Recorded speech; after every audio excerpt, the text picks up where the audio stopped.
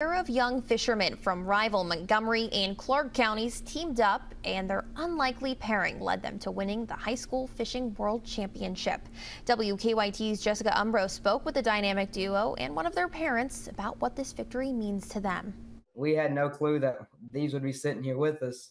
Day one of the tournament, if you'd have asked me and Elijah if we would have brung 5 or 6 checks home and 2 giant trophies, we would have thought you were crazy. Bryce Alfrey and Elijah Coleman come from different counties. They come together, put the rivalry aside, and said, let's go win this thing. But when victory is on the line, a week from today was the first time they'd ever been in a boat together, and then ending up with a world championship 6-7 days later. It's just phenomenal. The two figured out they make a great team. We both have 2 different styles of fishing. Mine's shallow water, his is deep water, so it's kind of like peanut butter and jelly, We always see each other a couple times a year at state championships and stuff, and we went fishing once before this, once we knew we were going, and we meshed really well together. They say the first 2 days of the tournament were not too successful, but they came from behind on the 3rd day. Bryce and Elijah say winning the High School Fishing World Championship is a dream come true and encourage everyone to chase their own dreams because they won't chase you back.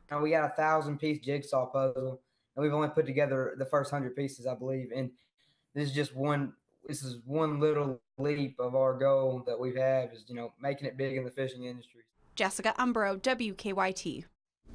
Jimmy, Bryce, and Elijah say their next goal is to go for the repeat next year at the World Championship in Oklahoma.